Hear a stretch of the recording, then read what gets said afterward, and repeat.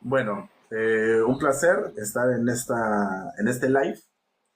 Eso es algo que se va a venir de manera constante con la finalidad de informar más a las personas con respecto a varios campos de la psicología, lo cual es bastante importante tomar en cuenta, ya que hoy en día se están normalizando muchas conductas que son negativas y destructivas para las relaciones. No solamente en las relaciones de pareja, sino en la familia, en el entorno laboral y de manera personal. Entonces, bueno, yo soy el Magister Rómulo Encinas Vela y tengo una maestría en psicología forense y otra en criminología. Así que vamos a aprovechar esos privilegios, esas facultades que tengo para poder indagar un poco más en estos conceptos con respecto a menores delincuentes, que es algo de lo que vamos a informar en esta oportunidad. Excelente. Un gusto, mi nombre es Adonai. Soy parte del staff de Psicosuma y soy psicólogo, también profesor, coach y programador neurolingüístico. Entonces, háblanos un poco, Rómulo, sobre los menores delincuentes desde una visión psicológica criminal. Ya. Yeah. Lo primero que se debe tomar en cuenta son son las variables de los menores, adolescentes y jóvenes como autores de infracciones penales. En este punto, la delincuencia juvenil, al igual que la adulta, es fruto de diversas variables. No es solamente de factores específicos o de manera general. Varían dependiendo de la personalidad del adolescente, del niño o del adulto, que interactúan entre sí. Ahora, no se puede atribuir a una causa concreta ni se puede analizar de forma aislada. Por tanto, es un problema multidisciplinar, porque los factores vienen de diversos campos y debe explicarse desde muchos puntos de vista, tanto el criminológico, sociológico, el psicológico, el educativo y el penal, entre otros muchos. Así que, Fantástico. Entonces, a ver, Rómulo, reduce la información que nos acabas de brindar. ¿De qué trata lo que es los menores delincuentes de una visión psicológica criminal? A ver, con dos palabras, para que todos podamos comprenderte. con dos palabras, podría ser falta de comunicación, podría ser.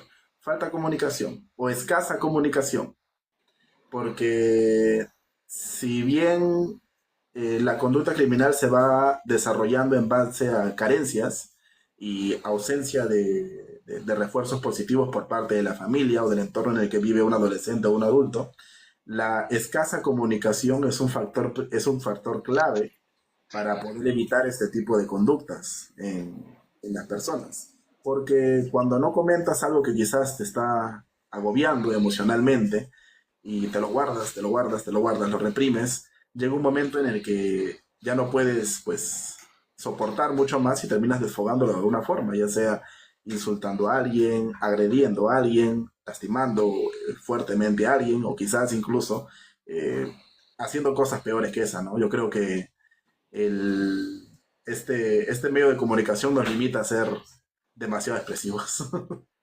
Ok, entonces se puede decir que el menor una de las causas porque se es delincuente desde muy temprana edad es por la falta de comunicación o la escasa comunicación. Sí, exacto. Ya, esta se puede decir con los padres, con los hermanos, con la familia, con el vínculo social, amoroso. ¿Es Sí. así? Fantástico. ¿Y cuál es cuál es la otra palabra que podamos decir de lo que puede definir lo que es un menor delincuente? Otras dos palabras, adicional a a la escasa comunicación, Sí. también podría ser la negligencia paternal. A Eh, ver, dime, la negligencia paternal podría ser un factor importante. explícanos por favor. En este caso, la negligencia paternal se aplicaría desde la perspectiva, ya sea por exceso de un estímulo o falta del mismo.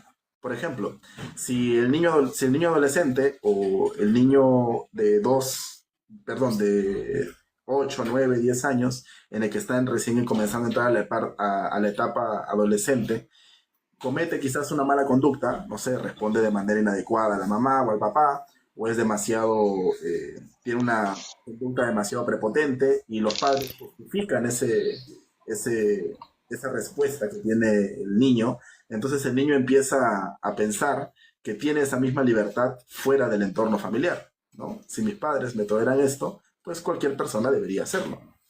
Entonces no existe un castigo efectivo en base a ese tipo de conducta. Entonces el niño va reforzando esa conducta negativa. Eso puede ser en base a carencias de aplicar un castigo efectivo ante este tipo de conductas, quizás una reflexión o hablarle sobre el respeto o mencionarle que no puede expresarse de esa manera porque las personas dentro del entorno o se pueden ofender o se pueden sentir mal por el tipo de actitud que está teniendo, ¿no? Ese puede ser el primer factor y el otro sería, por parte de los padres, claro, eh, dar eh, demasiada confianza al niño con respecto a sus libertades, ¿no? Porque por un lado está el quizás ser excesivamente firme con respecto a un castigo. Por ejemplo, si el niño quizás hace algo que no necesariamente necesitaba un castigo muy firme, los padres quizás por algún comentario de insatisfacción por parte del niño que no sea necesariamente malo, le griten, ¿no? Le griten o le levanten la mano. Entonces el niño va a desarrollar la percepción de que es la única manera de lidiar ante un desacuerdo. Entonces, él va a aplicar esa misma conducta con los compañeros, con los amigos, más adelante con la pareja y así con el resto de personas. Ok, fantástico. Entonces se podría decir que el factor del menor delincuente, desde la visión psicológica criminal, estamos hablando desde esta visión psicológica criminal, se empieza a desarrollar uno por la falta de comunicación o la carencia de comunicación, el otro es por el excesivo cuidado de los padres o el nulo cuidado de los padres, y también se puede decir que por la falta de corrección ante una infracción, por así decirlo. Ujú. Exacto. Excelente. Entonces, desde tu visión como magíster en psicología criminal y forense, ¿cómo ayudarías a los padres para detectar al niño que está siendo, o por ese camino de delincuencia, por así decirlo? Qué buena, qué buena pregunta, qué buena pregunta. Hay aspectos que son claves a tomar en cuenta con respecto al desarrollo de este tipo de conductas, ¿no? El primero que deberíamos considerar en este caso es el aspecto criminológico, en el que cabe diferenciar entre la conducta antisocial y el delincuente juvenil. Muchas personas suelen utilizar el término antisocial de manera equivocada, ¿no? Porque el concepto de antisocial hace referencia a una persona que lleva a cabo acciones que van en contra de la sociedad. Entonces, un niño cuando está en casa y no le gusta salir con amigos o compañeros, dice, no, él es así porque es antisocial, cuando no está cometiendo ningún acto antisocial en contra de su entorno. Con lo que el concepto adecuado sería que es una persona asocial, no que es antisocial. Antisocial es en contra de la sociedad. Asocial es que no le gusta estar en entornos donde hay mucha gente, no es una persona asocial. Entonces, un acto incisivo o delictivo puntual no significa que el joven sea delincuente o vaya a serlo. Sin embargo, hay que estar atento siempre a percibir el límite, que dependerá de la acumulación de muchas de esas conductas y de su gravedad, ¿no? Ahí radicará el límite.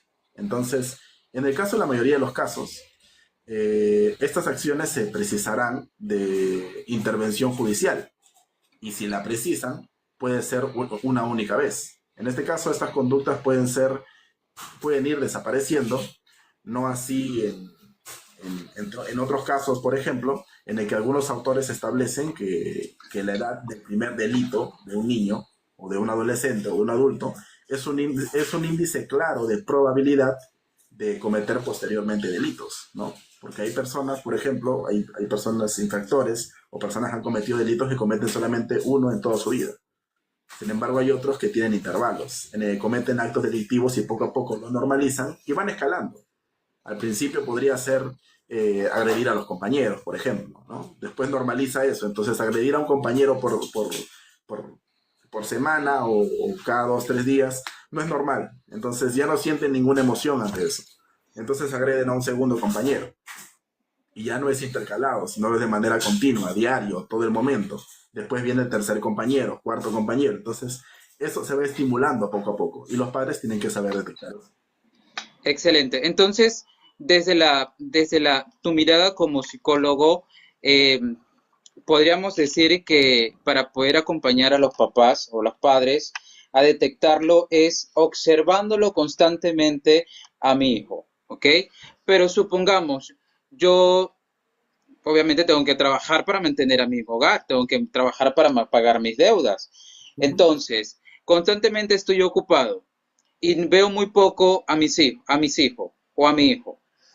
En este caso, yo cómo haría para poder comprender o detectar estas conductas para evitar ciertos futuros actos delictivos. Ya, en este caso, lo que se podría hacer es tomar en cuenta el tiempo de calidad con el niño y gestionar correctamente los tiempos que puedas mantener con él y sobre todo promover la comunicación. Porque si bien quizás el padre, por ejemplo, que trabaje 12 horas, ¿no? Trabaje 12 horas, tiene que descansar de 6 a 8 horas, ahí nos queda solamente un par de horas para hacer X cosas, acomodar tu programa para el día anterior. Entonces, lo recomendable en ese aspecto, si es que en caso sea mamá y papá, que la mamá en ese aspecto se encargue de la comunicación con el niño y de transmitir todo lo que haya pasado en ese día al padre. Ahora, pongamos en el caso hipotético de que el padre sea un padre soltero, solamente está con el niño y tiene una ama de llaves que se encarga de las cosas de la casa, ¿no? Entonces, en ese caso, tendría que procurar tener una comunicación asertiva con el niño para poder, en esos pocos tiempos que tenga, mencionarle al padre cosas que le incomoden y poder gestionar sus emociones adecuadamente. Fantástico.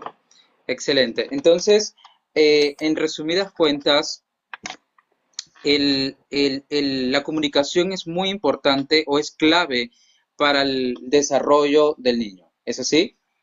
El óptimo desarrollo, sí. Excelente, fantástico. Bueno, los invito a todos a darle tactada a la pantalla, a compartir este live para que llegue a más personas y y podamos compartir esta información fantástica de lo que es los menores delincuentes desde una visión psicológica criminal.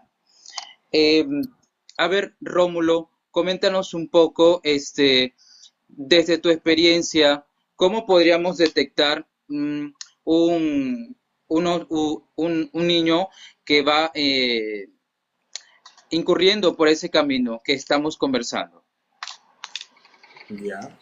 En este aspecto, sería importante que haga mención con respecto al ámbito educativo, ¿no? Porque en la etapa niñez-adolescencia es en donde el niño está forjando sus vínculos, es en el que ¿Desde qué edad? ¿Desde qué edad? estamos hablando desde que entra prácticamente a clases, pero desde que empieza a tener ya, desde que empieza a intentar a forjar una autopercepción y empieza a vincularizarse con la sociedad, ¿no? En este caso sus compañeros, desde los Se 7 podría 8 años, decir, se podría decir a partir de los 6 años, 6 7 años, sí, ¿ok? a partir de los 6 7 años. Entonces, en el aspecto educativo, el menor o el adolescente forma atendiendo a los inputs que recibe, tanto de su entorno familiar como en la escuela, por sus, por sus amigos y por otros aspectos ambientales y hábitos que se lleven a cabo ahí, ¿no? Muchas de estas circunstancias pueden convertirse en los factores de riesgo ante los antes mencionados. En este caso, el aspecto educativo no es solamente la escuela, sino también la familia y las amistades, ¿no? El aspecto educativo también viene de la escuela, porque de la escuela viene con una perspectiva y del colegio también viene con una perspectiva, ¿no? Si bien en la casa quizás pueden tener un ambiente adecuado para el niño y quizás el colegio sea un ambiente más hostil, el niño, por mecanismo de defensa, va a desarrollar una personalidad hostil para que pueda defenderse de ese entorno abusivo, ¿no? Entonces, en el aspecto de familia, las normas de disciplina y la relación con, con los padres juegan un papel vital en el que el comportamiento social, en este caso asocial, o bueno, antisocial, mejor dicho, del menor, tenga repercusiones en consecuencias más graves, ¿no? Ahora, tan perjudicial puede ser una actitud demasiado laxa y falta de interés de los progenitores como una actitud autoritaria que merme la comunicación, que es justamente el punto que tocamos hace un rato, en el que ser demasiado flexibles con el niño puede hacer que el niño normalice el tipo de conductas negativas, o ser demasiado firme con el niño, como por ejemplo golpearlo por hacer por haber cometido alguna falta de respeto, también hace que el niño desarrolle una personalidad agresiva, porque va a saber que es ese tipo de reacciones la que lo va a ayudar a mediar ante esas circunstancias, ante las negativas. Ahora, en la escuela, Fantástico. ajá, dime. Y supongamos, a ver, yo como papá voy ante Rómulo. A ver, Magister o doctor, tengo mi hijo que tiene 7 años de edad. Dejé unas monedas allí en la mesa y pues él agarró y fue a comprar caramelos, sin pedir permiso, sin decirme nada. Tú desde tu perspectiva como psicólogo, ¿qué me dirías? Bueno, desde ese aspecto, no podría considerar si es que el niño está desarrollando una conducta criminal, porque si bien eso, desde una perspectiva adulta, es un hurto, ¿no? Pero desde una perspectiva infantil, es importante también ponernos desde la perspectiva del niño. Es simplemente un capricho, una travesura, ¿no? Robar un par de monedas al papá porque quería un caramelo. Cosa diferente sería, quizás, robarle al papá y a pesar de que el papá le pregunta si es que tú agarraste algo, el niño te lo esconda. Entonces ya está desarrollando una conducta defensiva a base de mentiras, en el que el niño reconoce que si le dice la verdad va a ser regañado por el papá. Excelente. Y entonces en ese caso, ¿cómo lo abordarías? Bueno, es importante saber el concepto que tiene el niño con respecto a querer sus caprichos, como lo había mencionado hace un rato, ¿no? Quizás no exista la comunicación adecuada por parte del papá o de la mamá para que el niño pueda tener acceso a eso. Ahora, siempre es importante plantear límites con respecto a los caprichos. El niño puede querer quizás un caramelo, pero no lo va a tener todas las veces que quiera. Existen intervalos, ¿no? Se supone, se debería considerar que el niño tenga acceso a eso como una medida quizás de refuerzo ante un estímulo, ¿no? Quizás el niño, el día que salimos a pasear, o que el niño quizás estaba proclive a pasar por estrés, quizás acompañó al papá al banco y se comportó de manera adecuada. Ok, hijito, está bien, toma, podemos comprar un helado, podemos comprar un caramelo para que, como recompensa de tu buena acción. Entonces el niño relaciona que ese tipo de recompensas es en base a buenas acciones, no porque le da la gana, no porque tiene que robar para hacerlo, sino empieza a relacionar los buenos actos con refuerzo. Excelente, fantástico. Y ahora bien, vamos entonces a pasarlo ya de la niñez, vamos a pasarlo a la pubertad. Tengo un adolescente de 12 años de edad. Ya. Resulta que el adolescente se me escapa constantemente de mi casa, sin pedir permiso, sin nada, se desaparece y al día siguiente aparece como si nada. Wow. Este adolescente que tengo de 12 años de edad resulta que no presta atención a las órdenes que le doy y aparte de eso deja de comer. Ok. ¿De qué manera podríamos abordar a este adolescente en este caso, cierto? Así es. Ok. Bueno, en este caso lo que se podría hacer es saber cuál es la razón, o quizás entender cuál es la razón por la que el niño prefiere estar en casa perdón, prefiere estar fuera de casa en vez de en casa, ¿no? Quizás fuera de casa un adolescente, pongámosle 14, 15, 16, 17 años, incluso 18 años, eh, porque por más de que ya Claro, sea pero en este caso tiene 12 años de edad. 12 años, ok. En ese caso habría que ver bien el ambiente en el que se está socializando el niño, ¿no? Porque quizás el niño se sienta mucho más cómodo eh, entre amigos que en la familia. Ahora, existen los casos, en base a mi experiencia, en el que el niño en el que tenía un paciente, que en este caso el menor, que tenía un ambiente hostil en casa, muy hostil, muy hostil. Y el niño no tenía nada de comunicación con los padres, porque la comunicación siempre terminaba en señalamiento, en invalidación, en menosprecio, en insultos, ¿no? Entonces, en este caso, se escucha razonable que el niño busque una medida de escape y de supervivencia para que pueda ser escuchado y para que pueda ser entendido. Entonces, bajo este planteamiento, es razonable que el niño se escape de casa, ¿no? Porque quizás los amigos le brindan esa comunicación, esa comunicación asertiva que no encuentra en casa, en este caso con los padres. Excelente, fantástico. Entonces, recuérdanos un poco de lo que es los menores delincuentes de una visión psicológica criminal. Los menores delincuentes. Menor de edad, te refieres, en general, ¿cierto? Ya no niños Así ni es. adolescentes. Ok. Bueno, en este caso, los menores delincuentes incluyen todos los menores de edad que empiecen a desarrollar conductas delictivas que vayan en contra del respeto, de la comodidad, del ambiente en el que se encuentren, ¿no?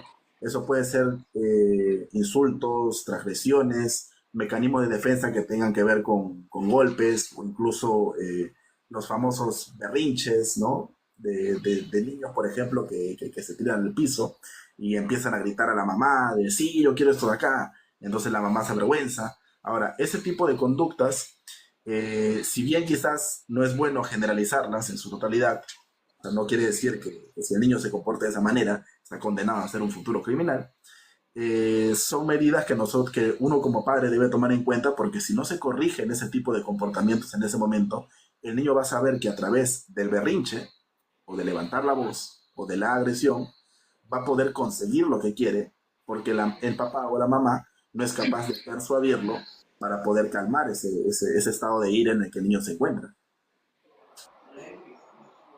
Fantástico. Y bueno, bueno, como psicólogo también sabemos que el ser humano es social por naturaleza. Dentro de la sociedad, ¿cómo podríamos detectar estos menores que van por la vida, por allí, por esta conducta que estamos hablando? En, bueno, tomando en cuenta la pregunta que me estás haciendo, existen bastantes factores, no existe solamente una en particular, en el que se involucran el aspecto social del niño, el ambiente que tiene en casa y los hábitos que maneja. Por ejemplo, en el caso de las amistades, el contacto con malas influencias aumenta el riesgo de que el niño desarrolle este tipo de conductas, de que el adolescente desarrolle este tipo de conductas, aunque el menor proceda de un ambiente socializado, ¿no? Ya que los jóvenes tienden a imitar las conductas más cercanas. Los adolescentes aprenden más por los actos que por las palabras. Si, por ejemplo, el papá o la mamá le dice, hijo, no grites, o hijo, no digas esas palabras, cuando luego ve que la mamá o el papá repiten esas palabras o se comportan de una manera agresiva, el niño va a hacer caso, el adolescente va a hacer mucho más caso a las acciones que a las palabras. Entonces es importante que las acciones y las palabras de los padres tengan una coherencia, concuerden, se entrelacen, tengan sentido. Si el papá le dice o la mamá le dice al niño que sea más paciente, no solamente debe decirlo con palabras, sino debe demostrarlo en base al ejemplo. Y y la mamá debe demostrar más paciencia con el niño para que el niño imite ese tipo de conductas. Porque el adolescente y el niño imitan conductas. Entonces, también están los factores ambientales y hábitos en sí, en el que sus formas de ocio del niño, como por ejemplo TV, internet, videojuegos, pueden fomentar la violencia y la agresividad, ya que la incomunicación y la pérdida de relaciones sociales es importante con respecto al óptimo desarrollo del niño, ¿no? Así también, asimismo, el consumismo o la diversión van desplazando al esfuerzo, ¿no? Prefieren más divertirse que esforzarse por conseguir las cosas que le gustan. Ahora, con respecto a los videojuegos, tampoco hay que generalizarlos tanto, porque existen videojuegos que fomentan la creatividad en el niño, ¿no? Entonces depende a qué tipo de videojuegos son los que se orienta el niño y en qué edad se encuentre para que sepa que ese tipo de cosas que quizás juega en el videojuego solamente forman parte del videojuego y no tiene por qué reflejarlo en la realidad. Y es recomendable mm, desde temprana edad darle un celular a una persona, a un niño. No podría decir, no podría decir de manera tajante si es que es del todo recomendable, porque eso depende mucho del nivel de supervisión que tenga el niño por parte de los padres. O sea, el niño puede tener el celular siempre y cuando sea para algo que beneficie al niño, que beneficie su crecimiento, que beneficie su interpretación correcta del entorno, ¿no? Pero si le damos el niño quizás para que solamente reciba estímulos de placer todo el tiempo que está en el celular, entonces se va a acostumbrar a ese nivel de estímulos de placer. Y cuando ya no lo consiga, se va a sentir insatisfecho. Y cuando se siente esa sensación de insatisfacción después de que le quitaron ese estímulo, es cuando comienzan los berrinches, es cuando comienza la manipulación. Voy a llorar, si no lloro y no me lo das, seguiré llorando. Diré malas palabras, si te voy a avergonzar enfrente de la visita. Y si no lo haces, yo voy a seguir diciendo malas palabras. Entonces, dame el celular dame el celular, me callo o sigo gritando, tú decides. Entonces, el niño no lo dice, pero sabe que a través de esas herramientas manipulativas va a conseguir su propósito. Claro, entonces depende. Depende de la supervisión de los padres dar un celular al niño. Si van a brindar un celular a un menor de edad, es recomendable y es preferible que sea con supervisión constante. Si el niño no tiene nada que esconder, no debería incomodar que el padre esté pendiente de lo que está viendo. Fantástico. Simón Murrieta Mesa dice, Doc, desde Guaral, ¿el efecto de la tecnología también puede ser un factor en la conducta del niño? Justo la pregunta que me hiciste hace un rato. ¿De qué manera podría influir? Bueno, me mencionaste lo del celular, pero en este caso nos ampliamos hacia la tecnología, ¿no? ¿De qué manera la tecnología podría influenciar a la conducta de un niño? Pues como lo mencioné hace un rato, el niño y adolescente imitan. Entonces, todo lo que el niño tenga, sea vulnerable con respecto a tecnología, puede ser celular, computadora, videojuegos, consolas, el niño va a imitar todo lo que ve, ¿no? Así que si estamos hablando quizás a un niño de 7, 8, 9 años que está jugando un juego en el que tiene que quitar la vida a los enemigos, pues lo más probable es que el niño, si no es bajo supervisión y si no hay una persona que le esté explicando que eso es únicamente un juego, el niño va a tratar de aplicar eso en la vida real. Quizás no lo haga con los compañeros, pero puede comenzar con los muñecos, ¿no? Después de eso pasa a animalitos y después de animalitos empieza a agredir a los compañeros. Entonces se empiezan a detectar patrones en el que el niño, en base al aprendizaje por imitación, va desarrollando esas mismas conductas para que pueda sentir ese mismo nivel de satisfacción que siente el personaje que está en su videojuego, ¿no? Entonces, como mencioné hace un rato, si es con supervisión constante, no hay ningún problema. Pero hay que estar siempre detrás del niño si es que estamos dispuestos a darles algún tipo de tecnología, ya que ellos no conocen aún la responsabilidad y los límites que existen con respecto a los lugares en los que puedes entrar, ¿no? Fantástico. Sí, realmente yo desde mi mirada em, apoyo igualmente la idea. Yo no le negaría la tecnología a mis hijos. ¿Por qué? Porque a través de ella podemos aprender muchas cosas. Obviamente, siempre estando la supervisión. Siempre la supervisión sí o sí. La edad que tenga. Obviamente, estamos hablando de la edad de entre 5, 6, hasta, bueno, siendo adolescente. ¿Ok? Porque la imitación o el patrón de aprender desde lo que vemos siempre va a ser constante. ¿Ok? Dentro de la educación hay sistemas de aprendizajes visual, auditivo, kinestésico, si lo hablamos desde la visión como profesor, el ser humano siempre, siempre, siempre, siempre, siempre, de lo que ve, lo va a hacer. Ujú. De lo que escucha, lo va a accionar. A veces de lo que sentimos, también podemos hacer ciertas cosas. Entonces, desde ahí es que parte todo esto de lo que es la conducta, ¿sí o no? Exacto. Fantástico. A ver, la gente tiene otro comentario que hacer, otra pregunta. Quería, Fantástico. Háblanos un quiero poco. agradecer a la pregunta del señor Simón Murrieta Mesa. Muchas gracias por esa pregunta. Ha sido es bastante informativa para lo que podemos brindar acá en esta ventana de TikTok, ¿no? Para que las personas estén más al tanto con respecto al cuidado que deben tener con los niños y al tipo de supervisión que tienen que aplicar. Así que Así muchas es. gracias por la pregunta, Simón Murrieta.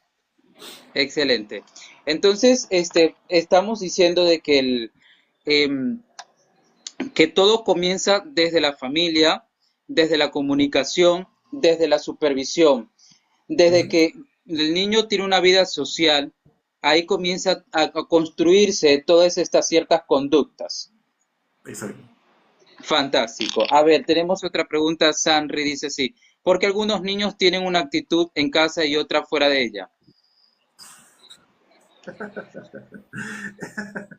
Una vez me acuerdo que un paciente también me dijo eso, ¿no? ¿Por qué mi niño se comporta de una manera conmigo? Muchas gracias por la pregunta. Sanri. Sanri. ¿No? Ok. Muchas gracias por la pregunta. Una vez un paciente también me preguntó eso, ¿por qué mi hijo se comporta de una forma conmigo y se comporta de una manera diferente con los padres? Perdón, con los compañeros, ¿no?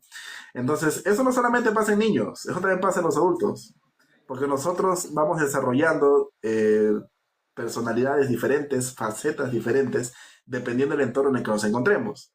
Nosotros no somos la misma persona con la pareja, cuando estamos solos, cuando estamos con papá, cuando estamos con mamá, cuando estamos con los amigos, cuando estamos con desconocidos, en un entorno en el que no conocemos a nadie. Entonces, tenemos facetas diferentes. Los niños son iguales, solamente que ellos lo hacen, como aún no tienen una personalidad establecida, son inmaduros en ese aspecto, ellos lo hacen como mecanismo de defensa.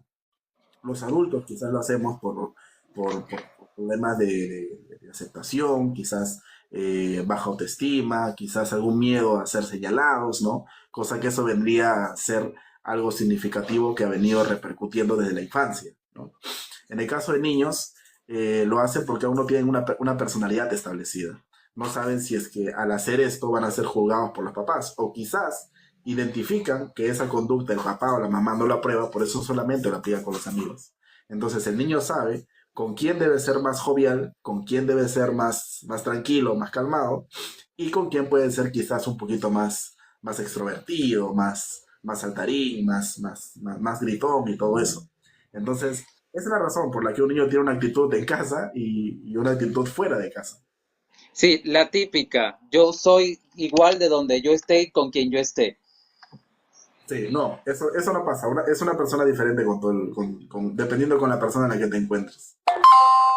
Desde la ciencia criminal que has estudiado, ¿cuántas personalidades o, si podría decirse, tiene una persona? Eh, bueno, yo preferiría cambiar, porque quizás hay personas que lo transgiversen. Quizás no deberíamos utilizar el término personalidades, sino aptitudes, ¿no? Tienen aptitudes diferentes, tienen formas de pensar diferentes, tienen perspectivas diferentes. Porque quizás eso depende bastante del entorno en el que te muevas, ¿no? Quizás tu entorno es solamente trabajo y casa. Entonces, estamos hablando de dos perspectivas diferentes. Quizás tu entorno es familia, trabajo y amigos, ¿no? Quizás no te lleves bien con la gente de trabajo, pero tienes aparte tus amigos adicional a la gente de trabajo. Entonces, tienes tres perspectivas diferentes. Por ejemplo, en tu casa, quizás con las personas que tengas más confianza, te pregunten, eh, oye, ¿qué pasaría si, por ejemplo, ¿no? En su caso, Adonai, ¿qué pasaría si a usted tiene su pareja y le es infiel, ¿no? Usted diría, ah, no, yo lo mato. Está loco, ¿qué me va a ser infiel, no? Yo encuentro algo, sospecho algo, lo mato, ¿no? Entonces, eso es porque sabe que dentro de su casa usted lo conoce. sabe que quizás puede dar ese tipo de comentarios sarcásticos, burlones, ¿no? Sin embargo, en el trabajo, no puede decir lo mato. En base a eso, no, me alejaría de esa persona, ¿no?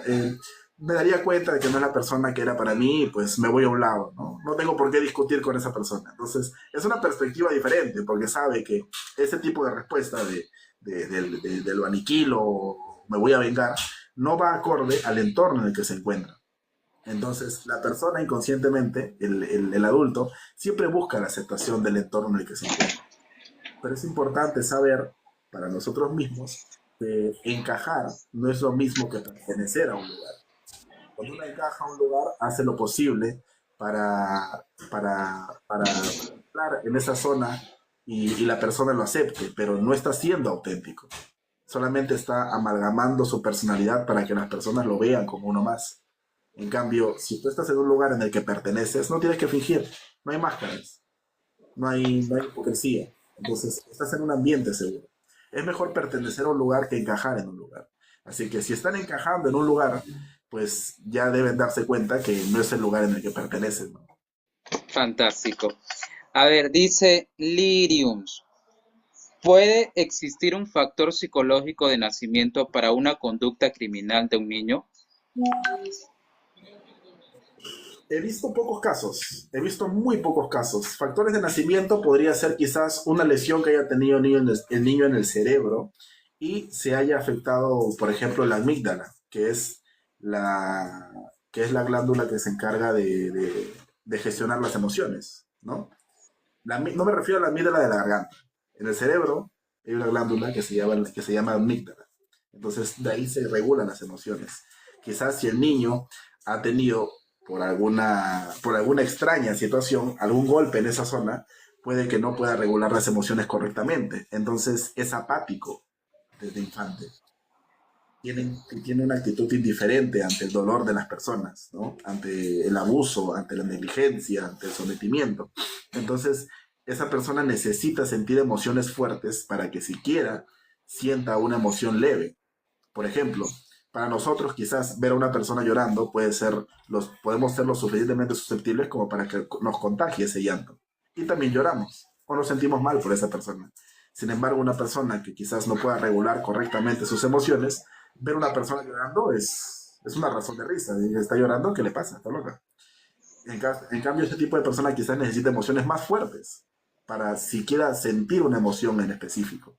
Como por ejemplo, una persona accidentada, una persona que haya sufrido algún inconveniente bastante fuerte o quizás haya tenido alguna pérdida. Entonces, esta persona que tiene que no tiene la capacidad de regular emociones correctamente, le va a costar mucho trabajo instalarse en la sociedad, ¿no? Como estabas mencionando hace un rato, somos seres sociables por naturaleza.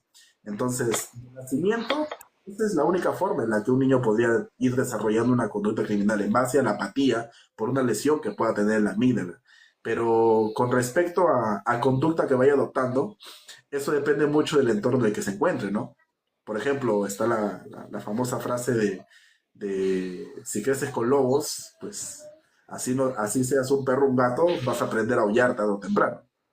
Entonces, depende mucho en qué ambiente te desarrolles. Claro.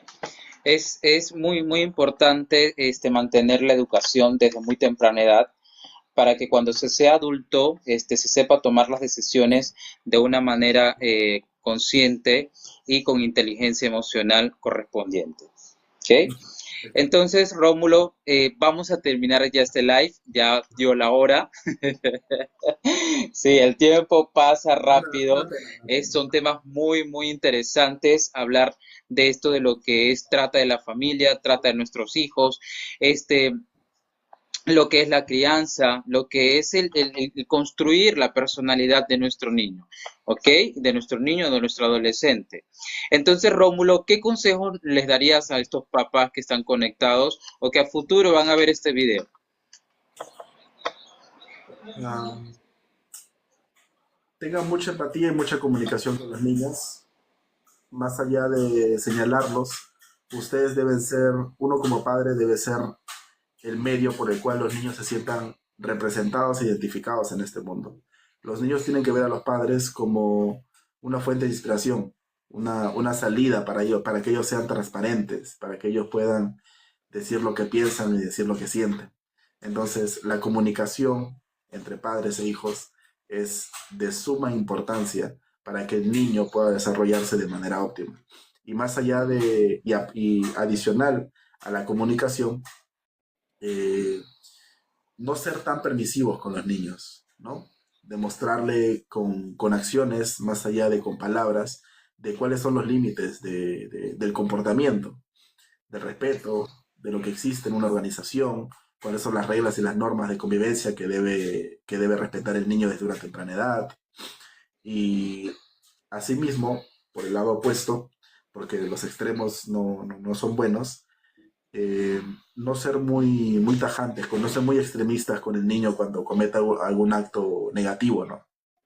Si nosotros queremos que el niño no sea agresivo, debemos comenzar por nosotros mismos como adultos. No seamos agresivos cuando queramos corregir alguna conducta negativa del niño. Seamos pacientes, asertivos y certeros al explicar cuál es la razón por la que estamos enojados y tenemos que llamar la atención del niño, ¿no? Ante una mala conducta. Fantástico. Muchas gracias, Rob.